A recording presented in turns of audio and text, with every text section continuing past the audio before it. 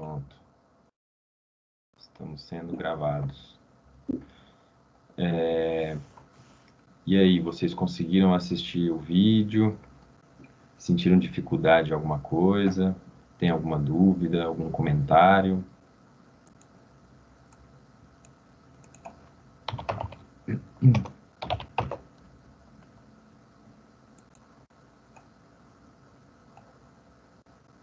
Tudo isso de dúvida?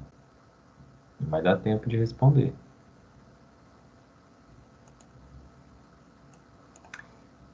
Alguém não gostou de alguma coisa?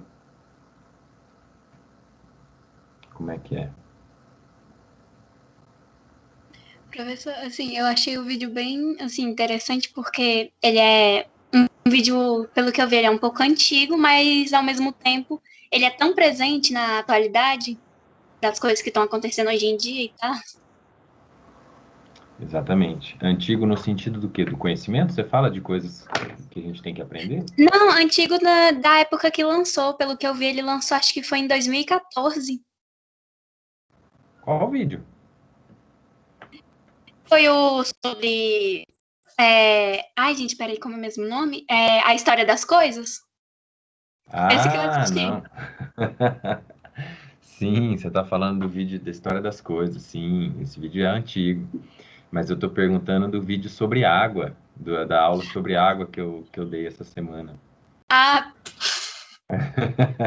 Mas o vídeo História das Coisas é super interessante também. Se vocês pararem para pensar, aquele esquema da História das Coisas funciona até hoje.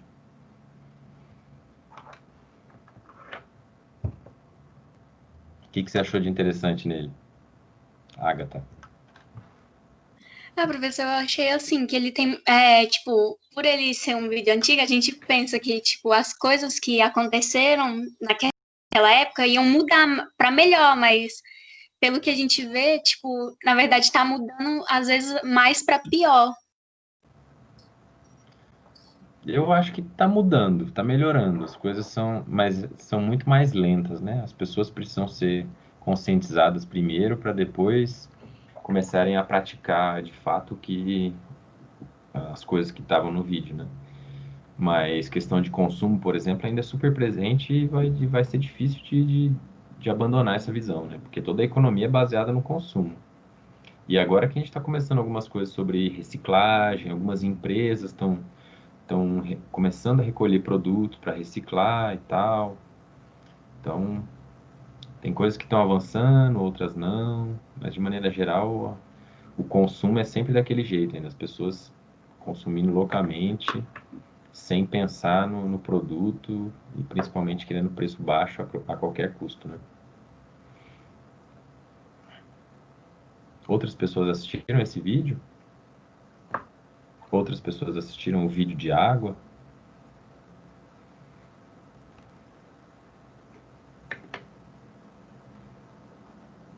Eu achei o vídeo bem O, explicado, professor. qual vídeo? O da água. De água. Da água? E você acha que o conhecimento que tem ali é útil? Acho. O que mais? E o que você não gostou do vídeo? Acho que não tem muita Ou, coisa para falar assim, não. O que não gostou.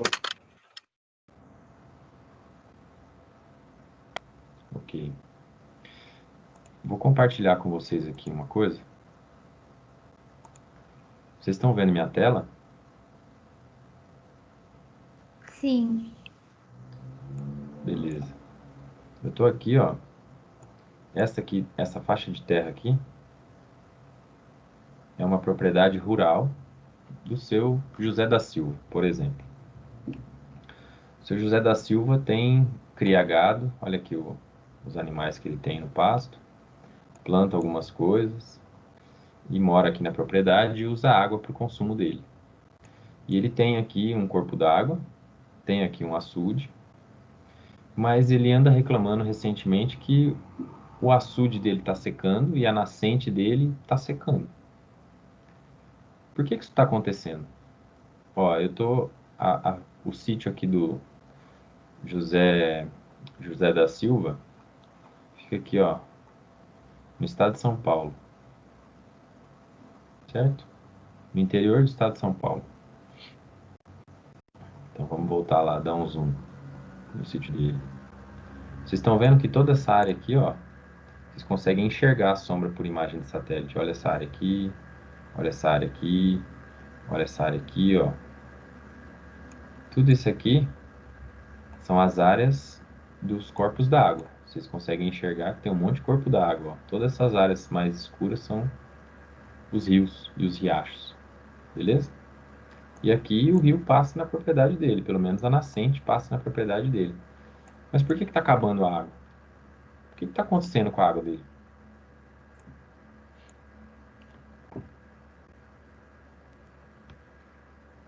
Alguém tem algum palpite? Obviamente que a gente tem problemas de clima, que o Pode clima está ser mudando, por tá chovendo menos, alguma barragem? por alguma barragem. Então olha aqui, ó, vocês estão vendo que barragem seria? Aqui não, aparentemente não tem barragem, a gente está em um riacho super pequeno, a não ser essa barreira aqui que forma o lago dele, não tem barragem nenhuma rio acima. Por que a água dele está acabando? Tem outro palpite, Manuel?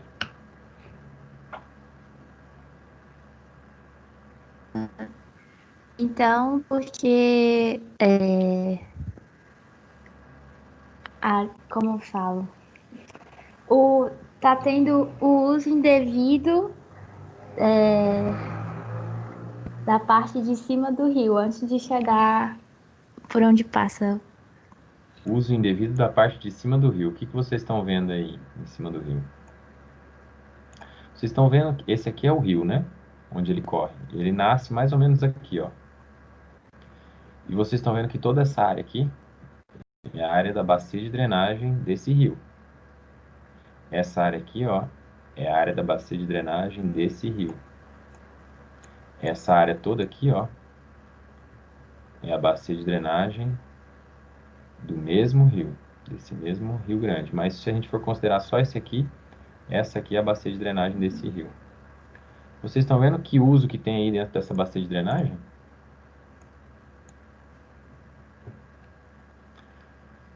Nessa área aqui é pasto. Nessa área aqui toda também é pasto. Nessa área aqui, toda essa vegetação que tem aqui, vocês não devem conseguir enxergar, mas isso é cana. Cana de açúcar, para produzir álcool e para produzir açúcar. Vocês estão vendo que de toda essa área da bacia, pelo menos desse rio, praticamente não tem vegetação. O único componente, o único pedacinho de vegetação que tem é esse aqui. Todo o resto está dedicado ou à pastagem ou à plantação. Então, o que acontece quando a gente tem um uso intensivo nesse caso? Vamos supor que tem uma chuva forte aqui. O que acontece com a água? Ela vai descer para locais com baixa altitude. Ela vai descer para locais de baixa altitude. Então, se chover nessa área da bacia, ela vai concentrar nesse ponto aqui, em todos esses pontos aqui ao longo desse corpo d'água. Se chover uma hora de chuva intensa, essa água vai escorrer mais ou vai infiltrar mais? Quer escorrer mais, Vai escorrer mais. Por que ela vai escorrer mais? porque tem mais pasto do que floresta. Tem mais pasto e cana do que floresta. Lembra que eu falei para vocês que a água precisava ser interceptada pela vegetação? Que ela precisava impedir, a vegetação impedir a água de escoar rapidamente? Então, se chover uma hora, 2 horas aqui, toda a água ela vai escorrer diretamente para o corpo d'água e vai embora. Então, nas próximas, assim que começar a chover, o canal do rio vai começar a encher, mas depois, 1, 2 horas depois, o canal do rio vai começar a secar de novo, porque a água já foi embora. Enquanto que a infiltração no solo vai ser muito pouca. Por quê? Porque a vegetação que está aqui, ela não permite uma infiltração tão grande. Primeiro você tem grama, animais pisoteando a grama que ajudam a compactar o solo, impedem ainda mais as camadas de ar no solo e impede a percolação de água e infiltração de água. E também tem cana, uma planta que consome muita água, que puxa muita água do solo. Então, por mais que a água seja infiltrada, uma parte dela seja infiltrada, essas plantas e principalmente a vegetação que está aqui em cima vai demandar muita água do solo, vai puxar muita água, jogar para a atmosfera e usar para fazer fotossíntese. Então, o volume de água que vai infiltrar provavelmente é muito menor que o volume de água que vai escorrer. Se o volume infiltrar é menor, que infiltra é menor, o lençol freático não vai conseguir recarregar a água e estocar essa água no solo a ponto de liberar essa água lentamente para manter esse solo mais encharcado, o lençol freático com mais água e o volume de água escorrendo muito mais lentamente. Por quê? Porque não tem vegetação. Aí, o que ele faz? O senhor José da Silva fala, poxa, eu estou precisando muito de água. Eu vou furar, e não está tendo água, eu vou furar um poço artesiano. Aí ele pega e fura um poço artesiano. O que acontece com o volume de água no lençol freático? Você vai lá, cavou com um buraco de 20, 30 metros, encontra água. Beleza, aí ele começa a usar. Ele começa a bombear água para a plantação dele, bombear água para o gado, bombear água para a casa dele, eventualmente até bombear água para o açude dele. O que vai acontecer com o nível do lençol freático?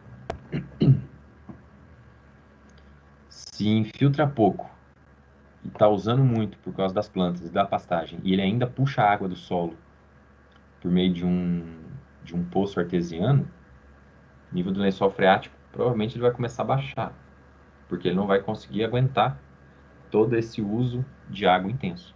É como se vocês tivessem uma conta corrente, pessoal, com R$ 100 na conta corrente. Vocês têm R$ 100 na conta corrente, mas vocês começam a gastar 110, 120, 140, 150. O que vai acontecer com a tua conta? Vai estourar, vai ficar no vermelho, vai ficar no débito que a gente fala. A água é a mesma coisa. Se vocês usarem mais água do que o sistema consegue repor, do que a chuva consegue repor, do que o lençol freático consegue segurar ou reter, você vai ficar cada vez mais com déficit hídrico. Você vai perder água no solo e os teus corpos d'água vão começar a secar. Agora notem, olhem essa bacia que quase não tem vegetação. Dê uma olhada nessa outra bacia. Dê uma olhada nessa bacia. Dê uma olhada nas outras bacias que tem aí. Olha, todas essas tripinhas que vocês estão vendo aqui são os corpos d'água. E todos esses pedaços que parecem de cores diferentes são plantações. Dê uma olhada no estado. Quais são as áreas de vegetação que tem aqui no estado? São essas áreas em verde mais escuro. Todas essas aqui. Como é que estão as áreas de vegetação? Ó, aqui tem algumas, aqui tem outras. Olha o estado de São Paulo, galera. Como é que a gente vai reter água no solo e manter a água limpa nos nossos corpos d'água, manter água nos nossos corpos d'água, se a gente usa intensamente o solo nesse tanto aqui? Todo esse solo aqui da região de São Paulo é dedicado ou à cidade ou à plantação, ou à agricultura. Será que a gente já não está no déficit há muito tempo? Provavelmente sim, porque o Zé da Silva aqui está reclamando que a água dele está acabando, o rio dele está secando. Como é que a gente vai resolver esse problema?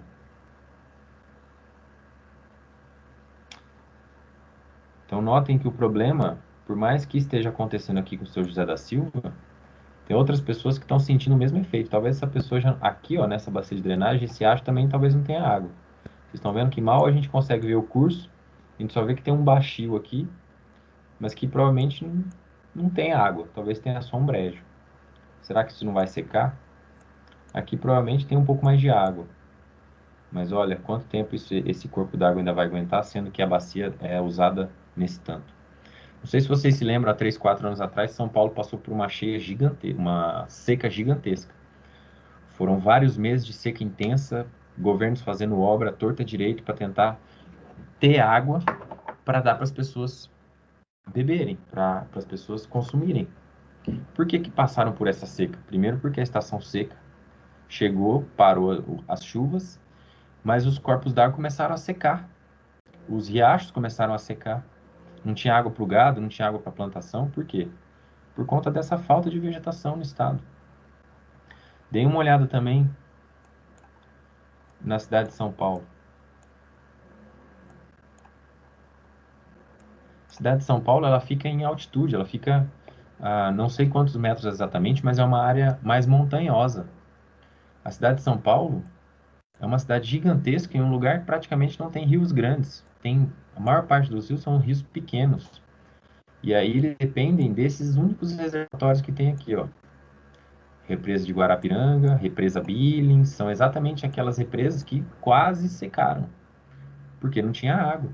Por quê? Porque a demanda é muito grande e os ecossistemas aquáticos estão super sobrecarregados. É como se eles estivessem no vermelho o tempo inteiro. A gente vai lidando com as coisas no vermelho. Vai ficando no vermelho, o cheque especial vai entrando, você vai pagando cada vez mais caro. Então, além disso, além de dependerem de algumas represas, olhem como as áreas nas margens dessas represas estão comprometidas com cidades. Olhem como isso está loteado. Algumas áreas menos, outras áreas mais, mas olha aqui. Toda a água que cai ou que escorre nessas cidades vai parar dentro dessas represas. Resíduos de esgoto, indústria, tudo isso vai parar dentro dos corpos d'água. Não só as represas estão sobrecarregadas, está faltando água, como a gente ainda, certamente, não é água límpida que está saindo aqui, porque olha como está a relação com o corpo d'água. Então, pessoal, embora o Brasil seja um país com água em abundância, a gente tem visto cada vez mais problemas de falta d'água. No DF, ano passado, a gente ficou praticamente um ano com rodízio. Uns dias tem água, outros dias não. Por quê? Por causa do mesmo raciocínio. Porque está alterando o ciclo de chuvas, por causa da mudança climática, e também por causa do uso intenso do solo. Para a gente garantir essa água limpa, a gente precisa de reservas. A gente precisa de vegetação nativa, que é o caso do Parque Nacional de Brasília, que eu mostrei para vocês em aula. Tranquilos? Comentários? Se vocês olharem o Brasil inteiro, ele é recortado por agricultura. Olha aqui esse lugar. Esse lugar aqui é um Matopiba, oeste baiano. Desculpa, quem está falando comigo? Luan, isso tem muito a ver com a mata ciliar, né? Não só com a mata ciliar, é isso que eu estou te falando. Não só com a mata ciliar. A mata ciliar por si só não vai conseguir segurar água no solo. A gente depende de vegetação nativa ao longo da bacia de drenagem. Olha aqui, ó. Vocês estão vendo? Esse aqui é o oeste baiano. Grande produtor de algodão, soja, milho, um monte de coisa. Exporta para tudo quanto é lugar, beleza. Mas olha os corpos d'água deles aqui, ó. Esse aqui, ó, que tá passando aqui é o corpo d'água, ó. Bem aqui no meio. Aqui também tem outro. Aqui também tem outro. Mas olhem, aqui tem vários. Todos drenando para essa direção aqui, ó. Todas essas linhas que vocês estão vendo são os corpos d'água. Mas olhem como tá a área da bacia. Ó, toda essa área aqui, ó. Toda essa área aqui, ó, é a área da bacia de drenagem desse corpo d'água aqui. A maior parte da bacia de drenagem está novamente comprometida com a agricultura, enquanto só um pedaço aqui, ó, está dedicado à reserva ou a manter o curso d'água. Será que é suficiente? Será que em algum momento essas pessoas aqui não vão começar a ter problema de água? Isso aqui vai cair em um rio, vai passar lá em Correntina. Não sei se vocês conhecem o interior da Bahia, mas essa aqui é a cidade de Correntina, que está na beirada desse rio que é drenado nessa região aí. E ó, tem bastante gente em Correntina. Será que eles não vão começar a ter falta d'água por causa do problema das cabeceiras e dos riachos serem altamente utilizados para a agricultura? A agricultura é super demandante de água. Olha aqui, pessoal. Vocês estão vendo esses círculos aqui, ó? Vocês sabem o que são esses círculos? Pivô. Pivô. A área de irrigação. Então, o que as pessoas fazem? Então, aqui na beirada do rio, vão lá, pega a água do rio, joga para cá, bota um pivô aqui, um eixo, e joga a água em toda essa região para plantar. Mais um uso intensivo da água. Será que a gente pode fazer isso o tempo inteiro? Quanto dessa água a gente pode a gente pode dedicar esse tipo de estratégia. Olha aqui mais. Então, água, pessoal, o consumo de água, a agricultura é super demandante de água. E se todo mundo começar a fazer isso, todo mundo começar a furar poço artesiano, todo mundo começar a irrigar a sua plantação para garantir que vai ter produto para vender, para comercializar e tal, pode ser que os sistemas aquáticos não aguentem e comecem a secar. Olha aqui, ó, pivô, pivô, pivô, pivô. Por mais que esteja aqui, ó, numa área mais distante do rio, tá bem aqui, ó, tá no meio de duas bacias de drenagem. Mas se você fura um poço aqui artesiano gigantesco, imagina o tanto de água que precisa para irrigar essas estruturas, essa quantidade de terra. O que vai acontecer com o lençol freático? Olha aqui, ó, pivô, pivô, aqui tem mais. Vocês são de qual turma, pessoal? De que engenharia?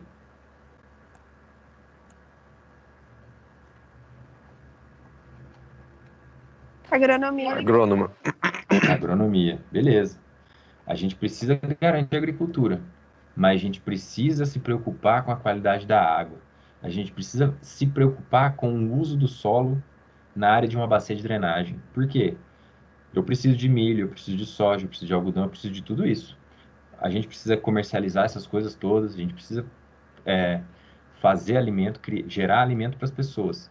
Mas a gente precisa gerar alimento de uma forma que não sobrecarregue os sistemas aquáticos, principalmente, e os sistemas terrestres, obviamente, também. Se vocês usarem intensivamente o solo para agricultura, como essas áreas do interior de São Paulo, fatalmente em algum momento vai começar a faltar água. E aí não é só um que vai ser prejudicado, todos serão prejudicados.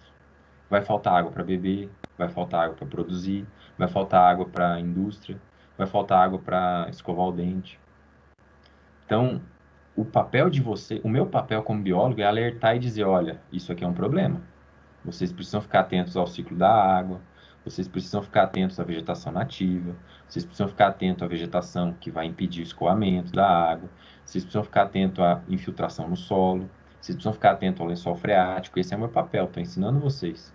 Agora, o papel de vocês é pensar em formas melhores de usar esse recurso hídrico para que eles não sejam que eles não rodem sempre no vermelho, que eles não fiquem sempre no vermelho como a gente está fazendo. Então, pessoal, a água é um problema sério. Comentários?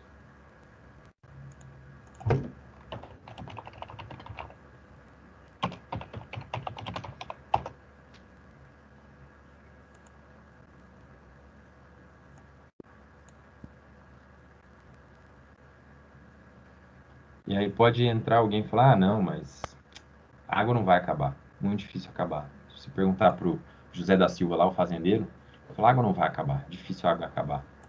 A gente começa a dar conta de umas coisas como essa aqui, ó. Vocês estão vendo essa foto? Essa foto aqui, essas fotos, na verdade, são fotos do Rio Colorado, nos Estados Unidos. Vocês estão vendo que tem uma marca aqui, ó, certinho. Dá para ver certinho. Essas marcas aqui são as marcas onde a água chegava alguns anos atrás. Olha essa represa aqui. Olha onde a água chegava. E a água está acabando. Por quê? Porque é uma região desértica. O Rio Colorado é aquela paisagem de filme americano, de Las Vegas, o pessoal cruzando o deserto e tal. O Grand Canyon é esse rio aí. É uma região desértica, com um rio ou poucos rios ao longo do percurso todo, e várias cidades e fazendas que dependem da água desse rio. Então as pessoas começam a usar muito mais do que ele consegue comportar. O que acontece com o rio? Entra no vermelho, entra no negativo. Começa a faltar água. Olha o tanto de água, pessoal. Vocês se lembram? Eu nunca fui. Mas se vocês olharem qualquer foto da cidade de Las Vegas, a primeira coisa que vocês veem o que é? Fonte, lago, cascata, piscinas, hotéis. Olha o tanto de água que tem na cidade. E se vocês forem olhar, Las Vegas depende intensamente do Rio Colorado. Ó, Las Vegas tem aquele monte de piscina, de fontes d'água e tudo mais, só que ela fica no meio de uma região desértica. Olha a região. Toda essa região aqui é desértica. Eles demandam muita água do Rio Colorado. E por conta disso, o Rio Colorado está secando.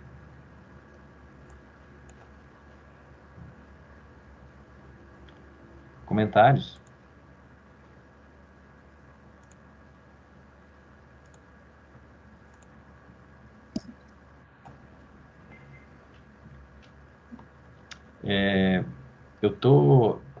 Tudo que eu tô falando aqui, pessoal, não é para criticar e apontar o dedo. A culpa é tua, a culpa é minha, a culpa é dele, a culpa é do outro, não. Eu tô falando, nós estamos todos no mesmo barco. Eu estou fazendo o meu papel alertando a importância da mata ripária, da importância da vegetação ao longo da bacia de drenagem para manter a água, do ciclo da água, e estou ensinando vocês. O papel de vocês é repensarem as técnicas e pensarem em formas melhor de produzir, de fomentar o comércio, de fomentar a produção de alimento com cada vez menos recursos, porque a água vai faltar. E como nós estamos todos dentro do mesmo barco, nós somos todos brasileiros. Em algum momento, se começar a faltar água, se começar a faltar água no Distrito Federal, independente de quem seja fazendeiro, biólogo, comerciante, estudante, vai todo mundo sentir. Vai todo mundo afundar caso o barco comece a afundar. Então, o nosso papel é trabalhar em conjunto para evitar que esses problemas aconteçam. Isso sem falar da poluição, né, pessoal? Não estou nem comentando sobre insumos, não estou nem comentando sobre pesticidas.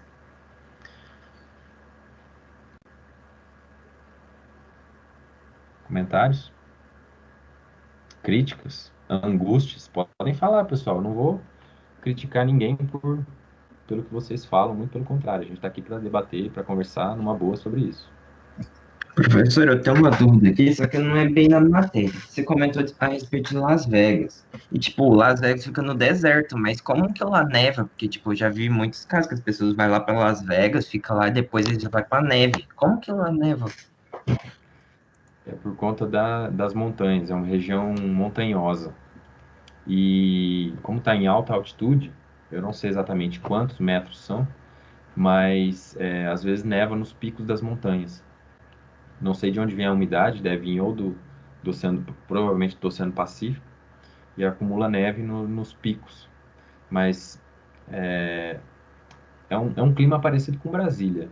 Brasília, eu nunca fui para Las Vegas, nunca fui para essa região, nunca fui para os Estados Unidos, mas é um clima parecido. Nós estamos em altitude, é mais ou menos seco, lógico que lá é muito mais seco do que aqui chove muito mais do que lá, mas é frio também em uma época do ano, por conta da altitude, e o sol, pelo fato de estar em maior latitude, na verdade, faz frio e às vezes acumula neve nos picos das montanhas. Então, por mais que você esteja numa região desértica, você vê às vezes as pessoas com casaco, porque está fazendo frio.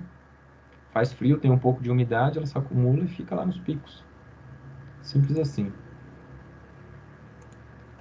Obrigado. Professor, Pode falar. qual é a forma menos agressiva de um produtor rural conseguir água e também armazenar ela? A forma menos agressiva e a mais simples é garantindo vegetação nativa dentro das propriedades. Vocês já devem ter ouvido falar que as propriedades elas precisam ter a tal da reserva legal. A reserva legal são áreas de vegetação nativa. Você está no Cerrado, você está na Mata Atlântica, você está na Amazônia, você tem uma porcentagem da tua terra, da tua fazenda, que precisa ser mata nativa. Geralmente as pessoas fazem o quê? Vamos deixar aquele morro, aquele lugar, sei lá, um lugar meio esquisito, onde não dá para plantar, onde não é plano e tal, onde tem uma geologia um pouco diferente, vamos deixar aquilo como reserva legal. Beleza, mas a gente precisa de reserva legal nas áreas das bacias de drenagem, próximo dos corpos d'água, ou pelo menos rio acima dos corpos d'água, para garantir que a água infiltre mais lentamente e seja acumulada no solo. Então, a legislação já prevê uma série de coisas para tentar garantir o mínimo de reserva legal para essas questões de água, de outras coisas. A forma mais simples que eu diria é essa, porque a gente conta com a natureza e com os ecossistemas fazendo a parte deles. Mas o que a gente geralmente faz é cercar uma área, cria uma área de reserva legal, eventualmente os proprietários, estou precisando de pasto, vai lá e abre a área e deixa o gado entrar, aí pisoteia a área e começa a comer as plantas do solo, aí começa a mudar a estrutura da vegetação, aí compactar mais o solo, aí a água não infiltra mais. Então, a gente tem que garantir uma área de reserva intocável. Aquela é uma reserva intocável, vamos garantir uma reserva intocável.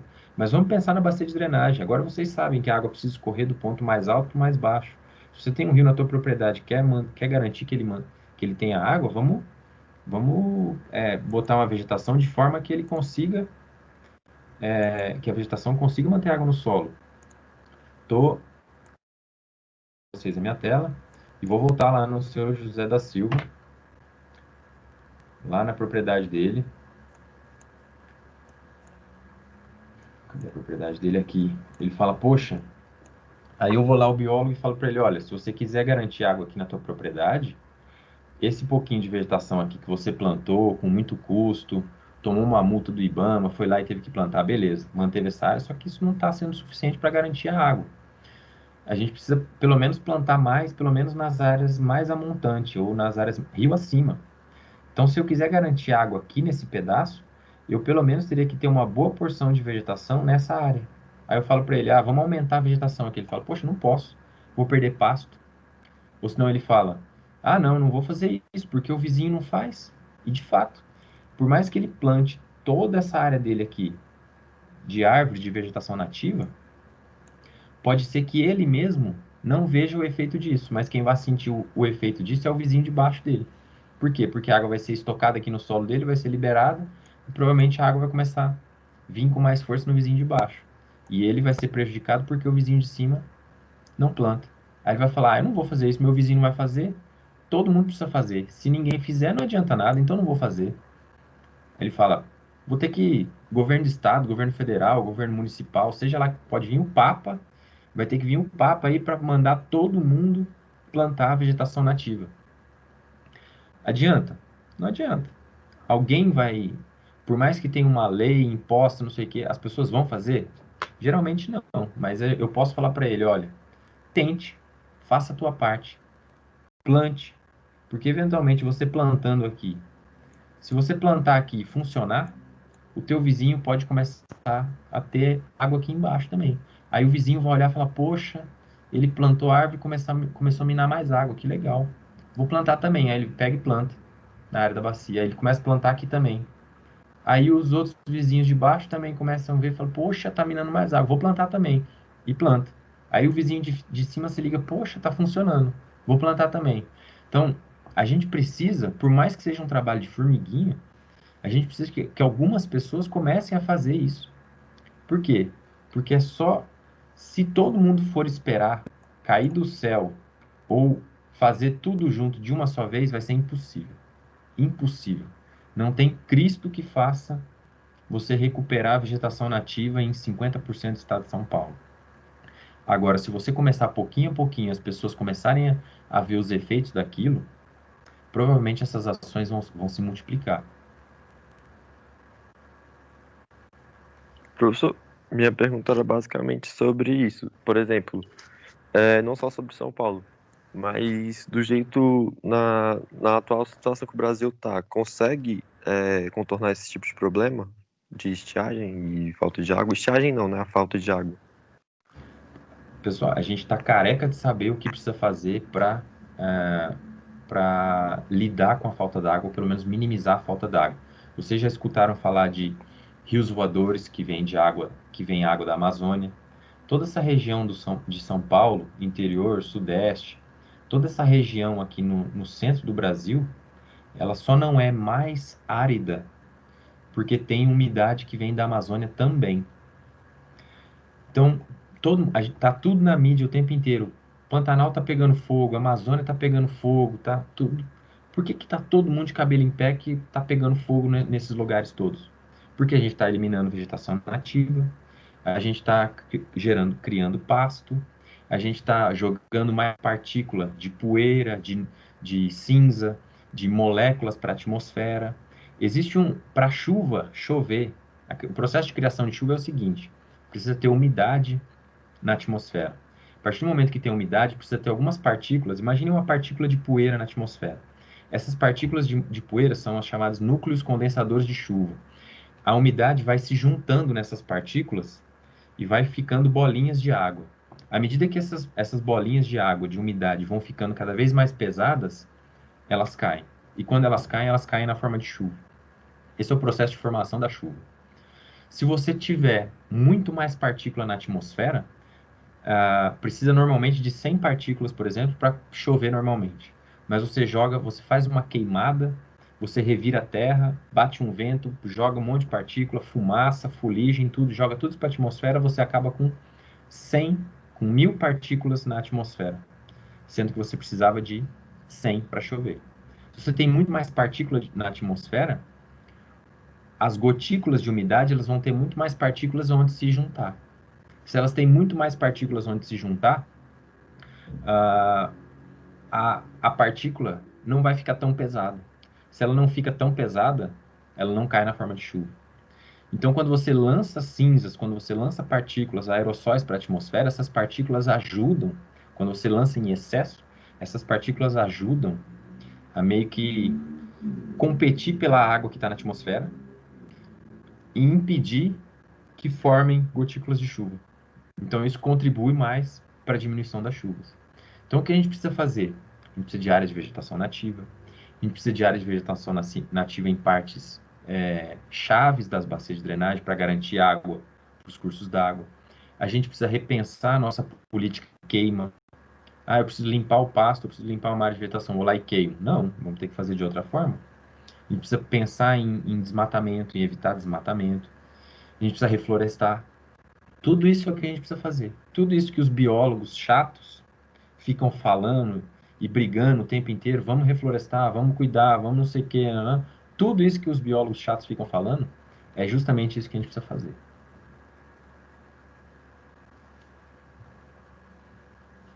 De novo, pessoal, nós estamos todos no mesmo barco. Se faltar para um, vai faltar para geral.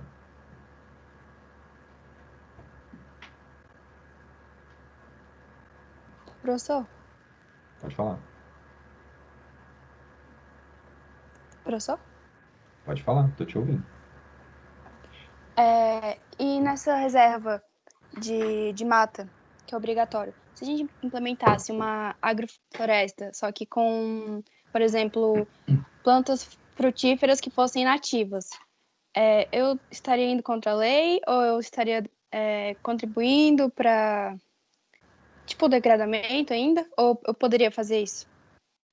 Degradação é a palavra, não degradamento. A lei, ela prevê uma série de coisas. Eu, como biólogo, eu sou péssimo em leis. Não sei, vocês têm que dar uma olhada nas leis para saber o que vocês podem fazer com a reserva legal. Mas, teoricamente, reserva legal é uma área intacta, que você não pode mexer, você não pode fazer nada. Então, você tem só que cercar a área de reserva legal na tua fazenda e deixar ela quieta. Nada você pode fazer, é proibido. Mas dê uma olhada na lei. Óbvio que se você tem uma área de pasto e você implementa, fala, eu quero recuperar essa área de pasto, mas quero gerar coisas frutíferas, quero gerar um pouco de produtos. Beleza. Pega 50% do teu pasto e monta uma agrofloresta. Uma agrofloresta, em termos de reter água no solo e reter água na floresta, é muito melhor do que pasto. Porque você impede que os raios de luz incidam diretamente sobre o solo. Você impede que a água evapore muito rapidamente. Então, se tiver uma agrofloresta com galho, folha, tal, você vai ter aquela camada de folha, você vai ter organismos trabalhando ali e tal. Isso vai reter mais água no solo. Então, comparado ao pasto, a agrofloresta é muito melhor. Agora, a agrofloresta comparada à vegetação nativa, a vegetação nativa é muito melhor, porque ela está ali é onde ela desenvolveu, é a estrutura que ela chegou, a gente não bota a mão em nada. Então, tem muita gente falando de recuperação da bacia de drenagem do Rio Doce, recuperação da bacia de drenagem do Rio não sei das quantas. Por causa disso, pessoal, porque falta água. E você trabalhar com essa questão da água se você manejar melhor, manejar entre aspas, só. Tem um artigo no material suplementar, é um artigo por acaso que é em inglês, mas ele se chama, o título é uma pergunta, é uma pergunta. Por que nós precisamos das reservas legais? E o artigo, por mais que esteja em inglês, ele te dá uma série de informações a respeito do porquê manter as áreas de reserva legal. Por que ela é importante? Estoque de carbono, ciclo da água, espécies nativas, fonte de propágulo, animais polinizadores, um monte de coisas explicitando, botando valores, fazendo cálculos. Deem uma olhada nesse artigo porque vale muito a pena. Professor, a área hoje de vegetação obrigatória nativa é 20%, né? 20%. Mas, Se for na Amazônia, eu acho que é maior um pouco. eu vi 35, acho que é. Mas não teve uma lei aí que aumentou? Teve uma lei que diminuiu. O que que, por que que o Código Florestal brasileiro foi refeito em 2013, 2014? Porque estava todo mundo com um passivo ambiental. Os produtores rurais que tinham desmatado, que tinham usado a terra, precisavam replantar. Precisavam botar vegetação nativa. Para quê? Para garantir estoque de carbono, garantir água, polinizador e tal. E o que que eles fizeram? Reformularam o Código Florestal e falaram, a partir de hoje, 2013, 2014, vocês degradaram. Ou vocês, ou quem quer que seja, degradou. Por que isso? Eles anistiaram os agricultores. Falaram, fica do jeito que tá, daqui para frente que a gente vai trabalhar. Beleza. Foi uma vitória pro agronegócio, porque imagina o preço que você tem que pagar para restaurar uma área centenas de milhares de hectares. Só que esse é o preço da cidade sempre. Se você anistiou, de uma certa forma, você não resolveu o problema da tua poupança. A tua poupança ainda está com negativo de 150. E ela vai continuar negativo se não aumentar. Então, talvez hoje, a gente não sinta os efeitos desse novo Código Florestal, que reduziu a área de floresta legal, fez umas mudanças, acho que incorporou a área de APP, porque antes a área de APP era uma coisa, a área de preservação permanente, que é aquela vegetação marginal do rio, e a reserva legal era outra. Se eu não me engano, eles reduziram a área de APP de 50 para 30 metros, e eles disseram que a área de APP pode ser considerada uma reserva legal. Se eu não me engano, é isso. Depois busquem vocês saberem, porque isso importa muito no contexto de vocês. Então, o que antes tinha dois instrumentos, eles misturaram e transformaram em um só. De uma certa forma, isso não ajuda o nosso déficit hídrico. Por quê? Porque a gente precisa de mais vegetação nativa nessas áreas. Então, reformulou, tirou o IBAMA das costas dos produtores, ajudou eles a não gastarem dinheiro com isso e tal, beleza. Mas pode ser que daqui 10, 15 anos a gente vai sofrer as consequências da falta d'água.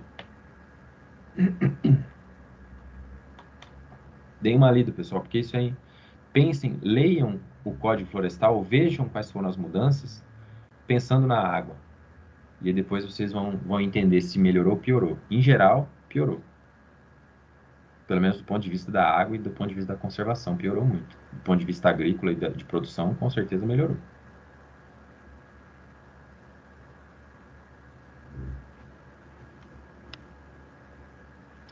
E a gente pode falar, agricultor que é culpado, produtor rural que é culpado. Não estou falando isso. Não estou apontando o dedo para ninguém. Os culpados somos nós. A gente depende dessa produção, a gente depende de alimento, a gente depende de consumir esses produtos. Mas a gente precisa pressionar as pessoas para produzirem cada vez mais e melhor. A gente precisa pressionar por uma agricultura mais sustentável. A gente precisa pressionar por preservação dos corpos d'água, por coisas que realmente importam para a nossa saúde também. Não é só pagar mais barato, vamos garantir água para o futuro. E a gente pode falar, é esse ou aquele que tem que economizar e que tem que fazer. Não, todo mundo tem que fazer a sua parte. Vamos supor que vocês, eu não sei como vocês são em termos de água, mas eu sou super econômico. Vamos supor que em um mês eu consegui economizar 20 litros de água. 20 litros de água são 20 garrafinhas de 1 litro. Isso não é nada para um mês. Economizar 1 litro de água por dia é super tranquilo. Vamos fazer umas contas aqui, ó. Se eu economizar 20 litros de água por mês, e na minha casa tenham 4 pessoas, e cada uma delas economizar esses 20 litros de água, já serão 80 litros de água por mês economizado, ok? Agora vamos supor que no meu bairro existam 1.000 famílias. Se cada uma delas fizer a sua parte, nós vamos economizar 80.000 litros de água no bairro por mês. Agora vamos supor que a minha cidade tenha 5 bairros. Vamos fazer 10 bairros, tem muito mais que isso. Vezes 10 bairros. Só nessa cidade a gente vai conseguir economizar 800.000 litros de água por mês. Só nessa cidade. Mas eu pensei só em um mês. Vamos pensar em 12, multiplique isso por 12. Por 12 já dá um total de 9.600.000 litros de água economizados em um ano, em uma cidade. Se a gente pensar que no Brasil, eu sei que nem toda cidade tem 1.000 famílias, mas existem muitos municípios no Brasil que tenham 1.000 famílias. Se a gente pensar que tenha dos 5.000 municípios brasileiros, 5.000 e tantos, 3.000 municípios brasileiros têm esse número de famílias. Se eles conseguirem economizar, cada uma dessas famílias conseguir economizar os 20 litros de água por mês, por ano, a gente já está falando de 1, 2, 3. A gente está falando de 28 bilhões, 800 milhões de litros de água economizados por ano em cada uma dessas cidades. Se a gente pensar ainda numa escala de 10 anos, multiplicar isso por 10, a gente já está falando de 280 bilhões, 288 bilhões de litros de água economizada. Então a gente pode falar, não adianta nada eu fechar a torneira enquanto eu estou escovando o dente. Não adianta nada eu encher mais minha máquina para gastar menos água. Não adianta nada eu parar de lavar meu carro todo final de semana e lavar só quando de fato precisa. Pessoal, se cada um fizer a sua parte, acabei de provar aqui com vocês, a gente vai gastar cada vez menos água. Isso se eu estou pensando só nas cidades que consomem água direto para o nosso consumo. E se a gente pensar na agricultura? Se a gente pensar na indústria? Se a gente pensar no comércio? O nosso papel é conscientizar as pessoas. O nosso papel é fazer um uso melhor da água. Eu estava falando aqui, desculpa, mas o Lucas Miranda levantou a mão. Lucas, fica à vontade.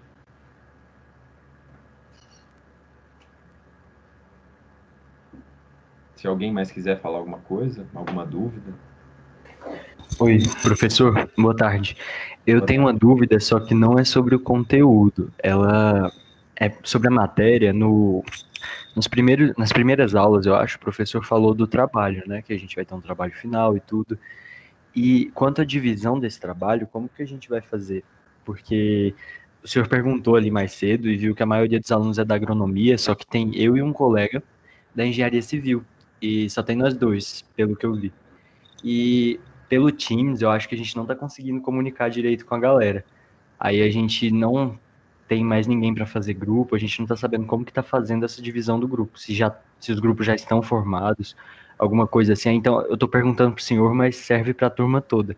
Se alguém souber me responder. Então, agora ao vivo, galera, entre em contato com o Lucas Miranda aí. Lucas, deixa teu contato aí de e-mail, ou vocês podem entrar em contato pelo fórum para tentar se encaixar num grupo ou juntar com outras pessoas que ainda estejam precisando de grupo. Então, pessoal, ajudem aí e formem esses grupos para as pessoas, para ficar no número certo de grupo. Eu acho que a nossa turma ainda não formou grupo, não. Então, corram atrás, porque isso é com vocês que vão ter que fazer isso. Pessoal, já passamos do horário. Se vocês não tiverem outras questões, eu vou encerrar a gravação agora. E Professor,